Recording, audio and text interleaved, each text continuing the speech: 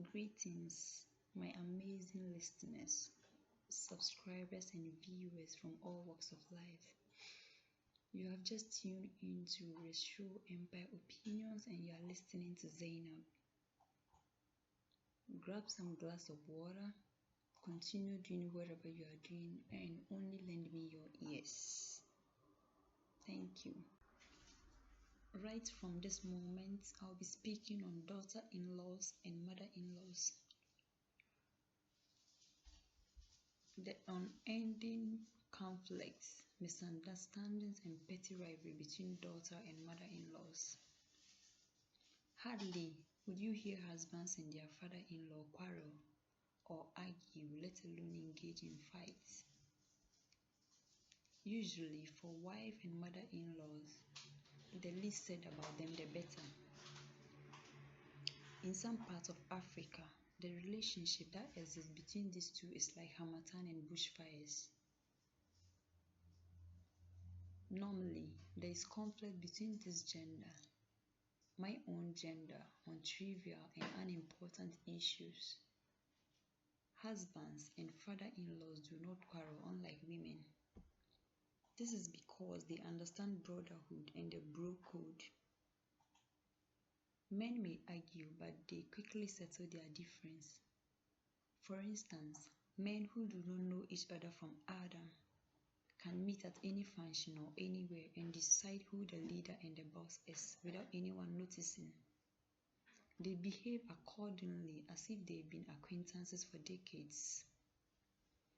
But for the other gender, even if they are acquaintances from birth or for centuries, they will hurt each other without hesitation. Not all women do this, but majority are weak and do not know how to forgive and move on without disclosing what was confided in them when they were in good terms. This rolls down to why mother-in-laws and daughter-in-laws encounter several misunderstandings. Some go to the extent of cutting each other off with trivial matters. This occurs when couples are living in father-in-law's residence. In this case, it is expected of wife and any reasonable human to assist their mother and father-in-laws with some chores. Now, listen carefully. Daughter-in-laws are not slaves. I do not know of any holy book that states that daughter-in-laws should serve as slaves. A number of people do not know how to treat women well and show proper care at all. They oppress them so much that their sons grow up picking up what they see and looking up to such fathers as models to cater for their wives.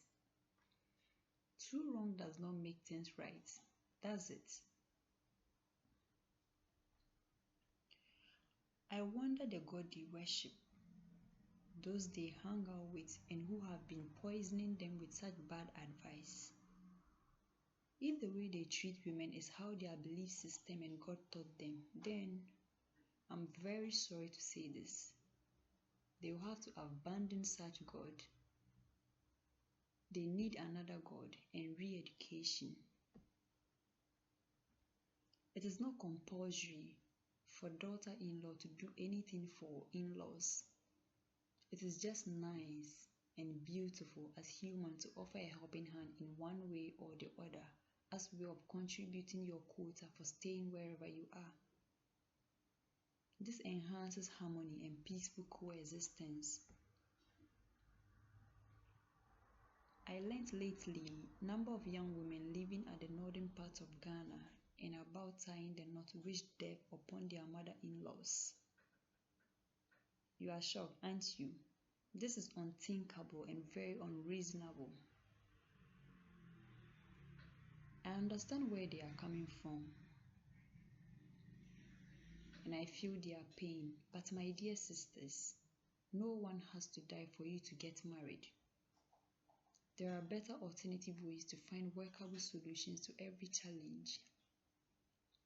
For instance, you must open up to the one you are courting with. Both of you should share your trauma, dreams, and plans to attain goals and higher heights. This ensures understanding, peace, and a good way out. You need to use your head and intuition. Again, avoid third parties. You can seek for the opinions of wise and reasonable people in certain situations. Again, educate yourself. Get enlightened by surrounding yourself with good people and the enlightened ones. Moving on with daughter and mother-in-laws.